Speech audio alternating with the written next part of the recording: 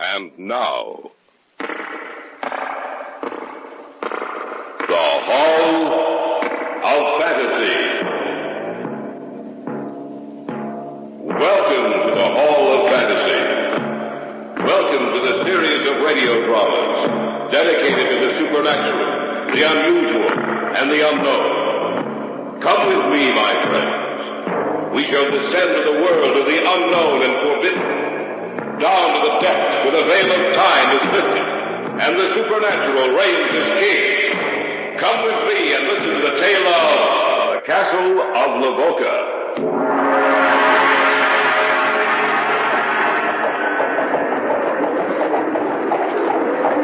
One night, shortly after sunset in the dead of winter, they say a carriage drove through here. A carriage drawn by 4 cold black horses. The carriage, too, was black, and the driver was clothed in a livery of black. He whipped the horses and drove them as if his life depended on it. Get up there! Get up! No one saw who rode inside the carriage, but on its heels there ran a pack of snarling, howling wolves. They said that Drago, Baron of Lavoca, was going to make a pact with Satan himself.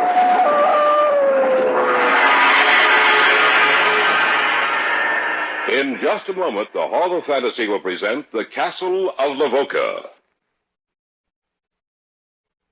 And now for tonight's story, an original radio drama by Richard Thorne entitled The Castle of Lavoca.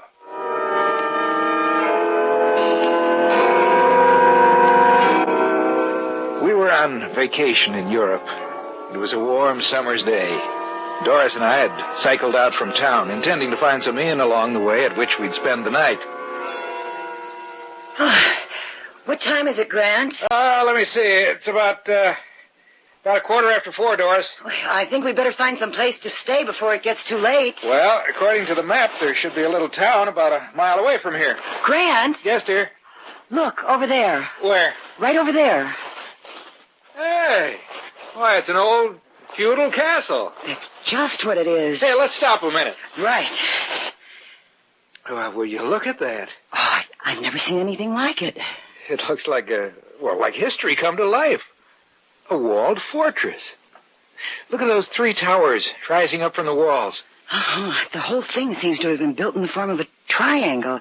There only seems to be 3 sides to it. Well, from what I can see from here, it looks to be in pretty good condition.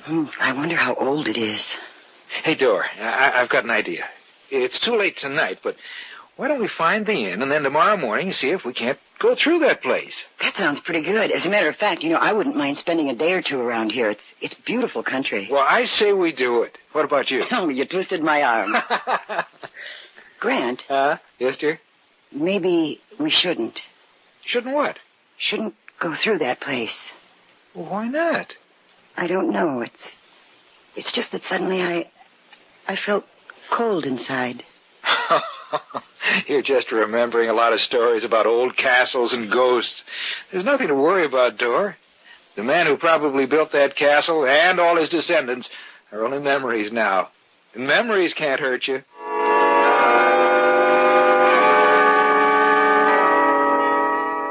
When we had first sighted the castle, I was quite surprised, because there was no indication of its existence on the map I carried. And what Doris had felt, I had felt also. When I first looked upon it, I felt, as she had said, cold inside. What it was, I didn't know. But that feeling had passed, and the only feeling I had was one of enthusiasm for the adventure that was to come the following day. About a mile from the castle, we found the town indicated on the map, a little place called Lavoca. It was no more than a village with a population of a few hundred. The inn was on the other side of the town, and as we pedaled through, the townspeople looked at us curiously. It took us only a few minutes to reach the inn and to enter it. A tall, dark man sat at a table, and he looked up as we passed him. Then he turned away again, obviously lost in thought. We were in a large room full of tables. There was no such thing as a reception desk, save for the bar at one side of the room, which served a double purpose, a bar and a registration desk. A large man with pounds of extra flesh stood behind it. Are you the proprietor? Hmm? Do you understand English?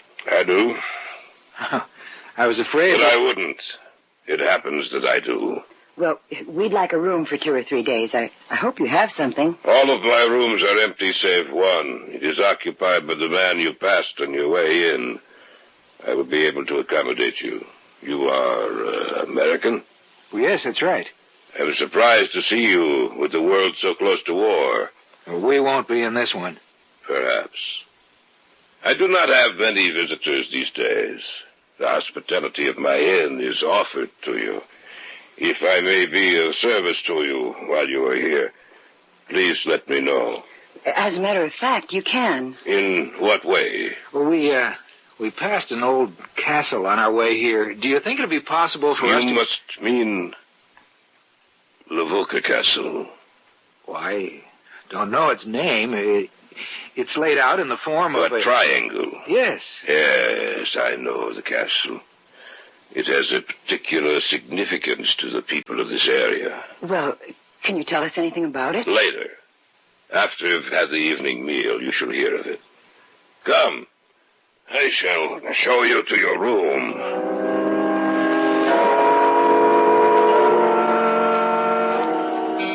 As he led us upstairs to our room, we passed again the man who sat alone at the table. He was staring at us and made no attempt to hide the fact. As we went up the stairs to the second floor, I wondered why the innkeeper had seemed so afraid when I mentioned the castle. I had no time for further speculation, however, at least for the next hour. Our time was spent in cleaning up, and Doris kept talking of other things. Well, I'm ready to go back downstairs, Grant. What about you? Hey, look at the sunset, Doris. Oh, it's a beautiful sight, Grant. Grant? Yes? Look where I'm pointing to. Isn't that Lavoca Castle? Yes, it is. Stands out so in the sunset that it seems to be on fire. Grant, did you watch the innkeeper's face when you asked him about the castle? He seemed surprised. I wouldn't call it that. I'd call it frightened. Perhaps you're right.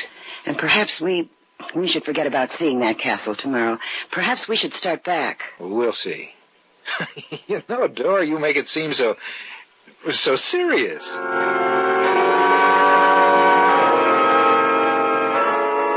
We stood there by the window, looking out at the medieval structure that stood there at the base of the mountains. That afternoon, when we had first seen the castle, it had seemed to be a beautiful relic of a dead past. But as we watched it, bathed in the redness of the setting sun, it seemed to be a mass of molten rock.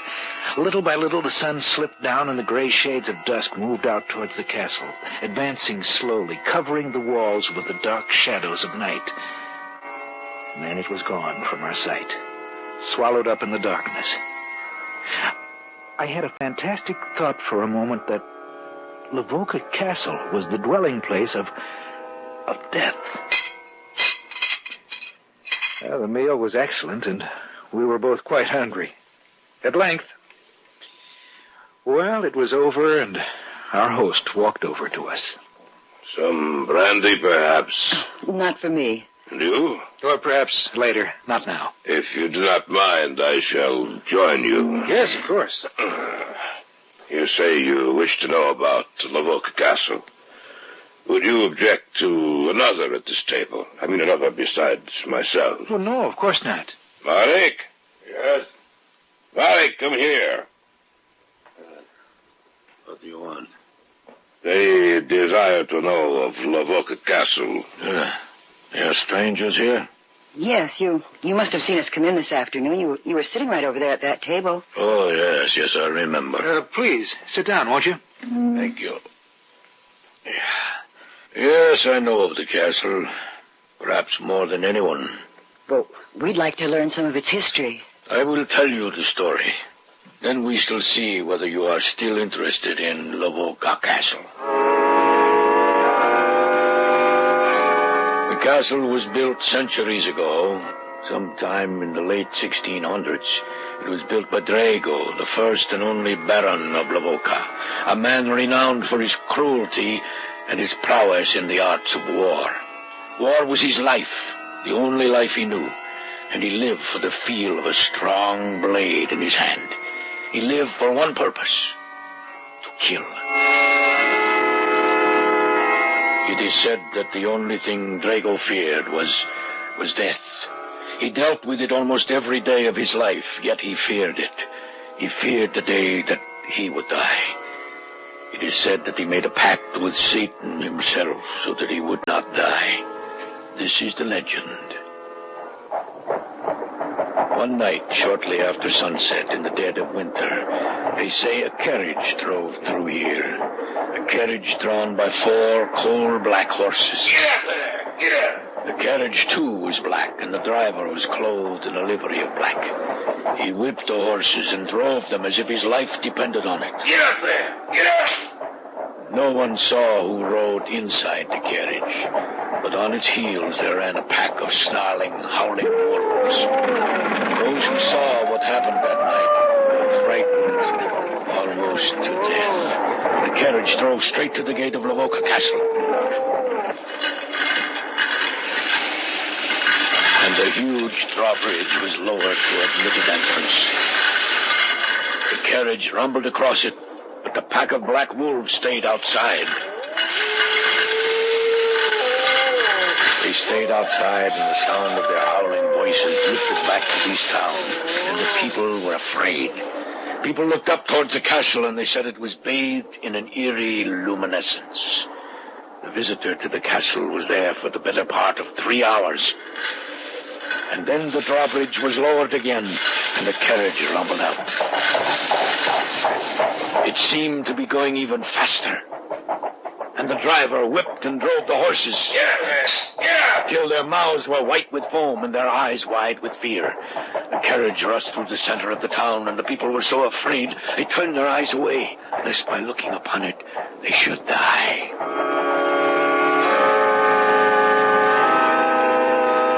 There were those who said they heard the sound of a crying baby coming from inside the carriage, but they thought they were mistaken. The following evening, the news was brought to them that the Baron's son had disappeared and was nowhere to be found. And as the man stood before them, telling the townspeople of what had happened, the shadows grew together in the night, and from the distance they heard.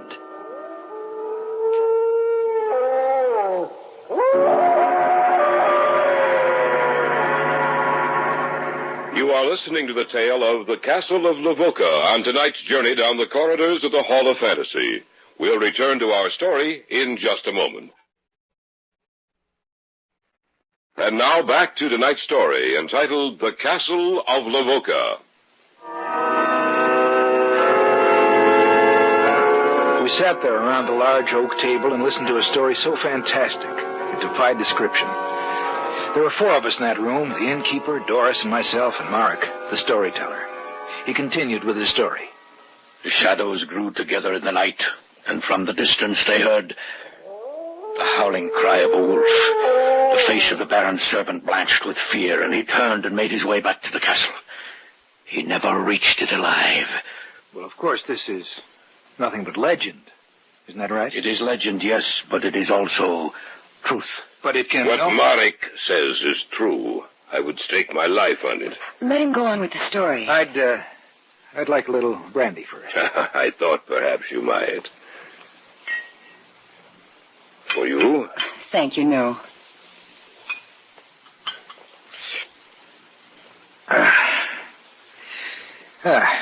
Now then, go on with your story. By your leave.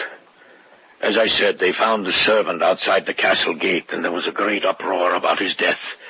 But the Baron issued an edict that it was never to be discussed. And of course the people obeyed him, for by now they lived in superstitious fear of the Baron. I must add that the night the carriage appeared, that night the Baron's son was carried away. The war began. Of course, the Baron went off to the war and distinguished himself in the field. The war was over in due time, and the Baron returned to Lavoca Castle. He lived a quiet life in the years that followed. But 21 years to the night his son disappeared, it happened again. Again it was a cold winter's night. The snow crunched under your feet, and the air was brisk and biting. From the north, the wind began to blow. Then from out of the night, the carriage appeared again. It was exactly the same as that which had happened 21 years before. Get up! Get up there! It was the same driver, the same carriage, and it even appeared to be the same horses. It flashed through the town and up the road leading to the castle, and in the back of it, the devil dogs ran, snarling and howling. Until the carriage rolled into the castle, and they sat outside as they had a generation before. But it was not for long, for in a few minutes the carriage appeared again. Get up there! There was no doubt about it this time, for very clearly the townspeople heard... No, let me go! Let me go! In the name of...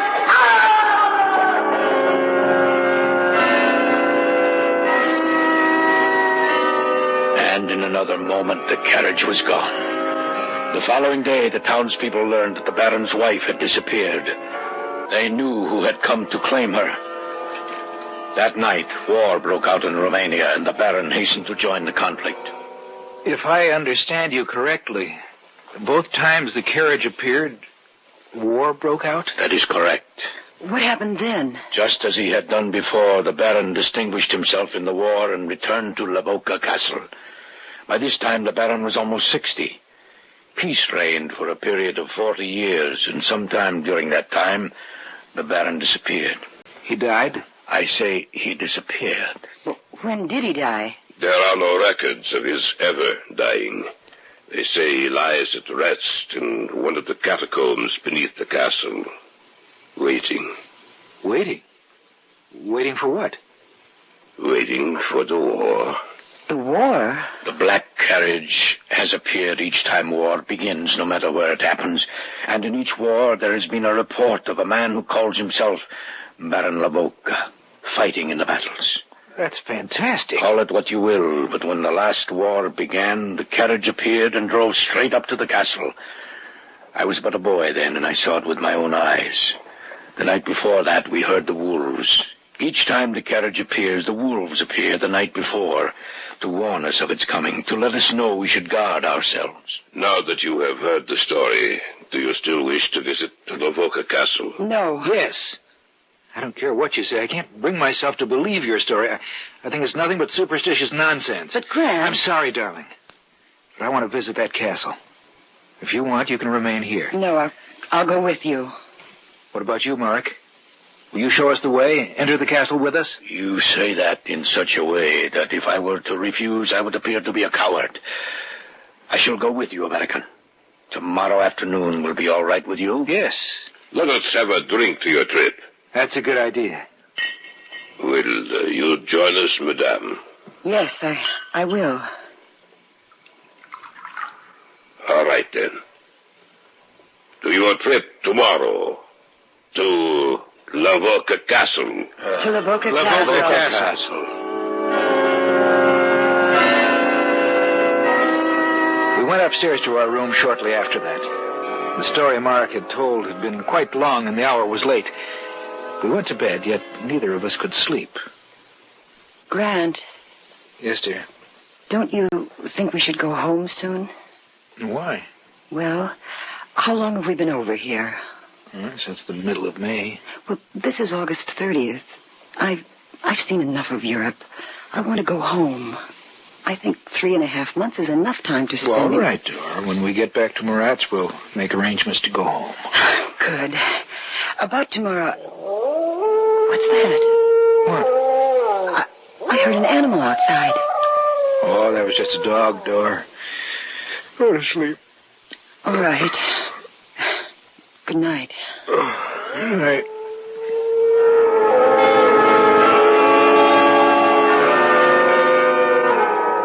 It was the following afternoon. For some reason, we hadn't been able to get started until late in the afternoon. It was after 3 o'clock when we started out. We discarded our bicycles in favor of horses, which Mark had been able to procure for us. The trip up to Lavoca Castle was uneventful, and within an hour we stood at the edge of the drawbridge, looking into the courtyard. Shall we go across? Of course. It doesn't show any signs of age. It has been perfectly preserved. I'll take you on a tour of the inside. We can leave the horses here. I'll give you a hand, Doris. That's all right, Grant. I can manage. All right. Now, just follow me.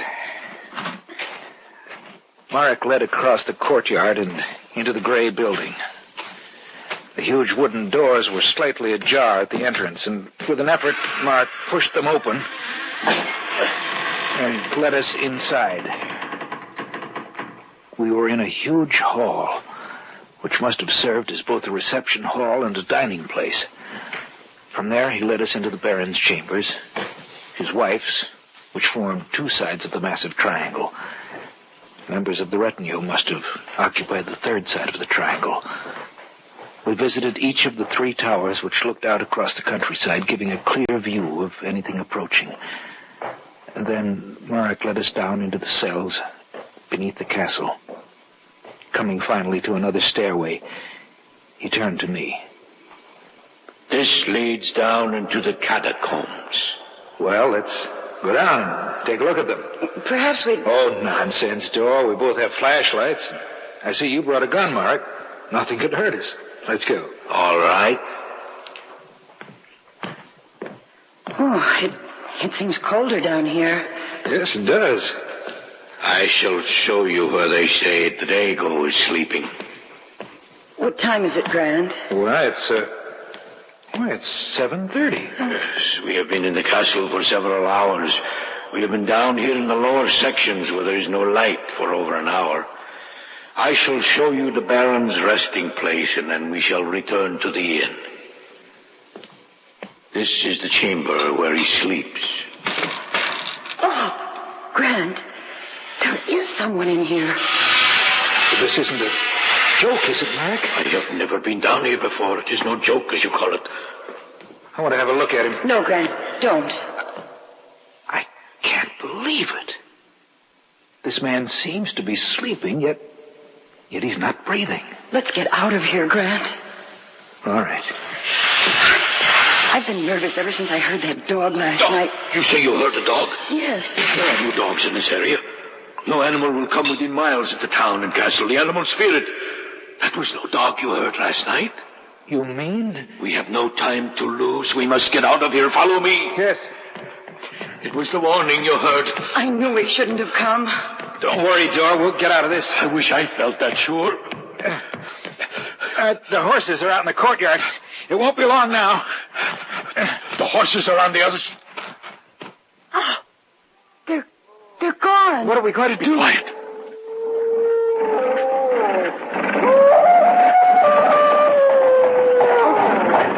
Get back over here in the shadow. Yes. Perhaps he will not see us.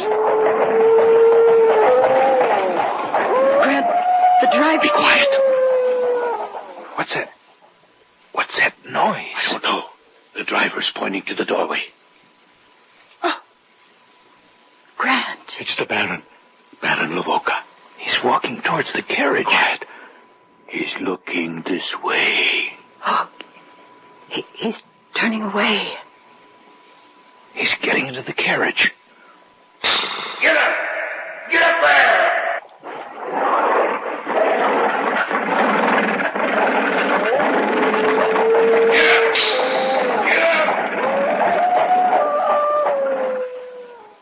Before our eyes, the carriage wheeled around the courtyard, and then thundered across the drawbridge and out into the night, followed by the snarling wolves.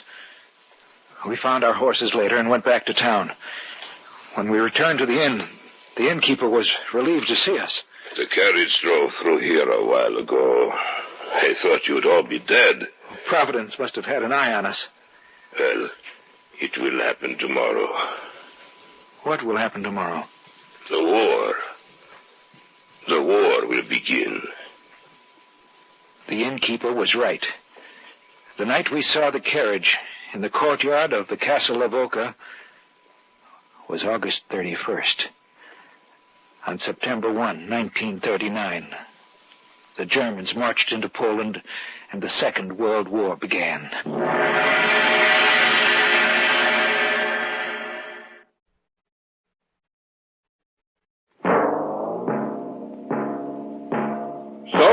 tonight's tale of the unusual, the terrifying, the unknown. Join us again when next we journey down the corridors of the Hall of Fantasy to hear another strange tale of the supernatural. All characters and events portrayed in these programs are fictional, and any similarity to actual events or persons, living or dead, is purely coincidental.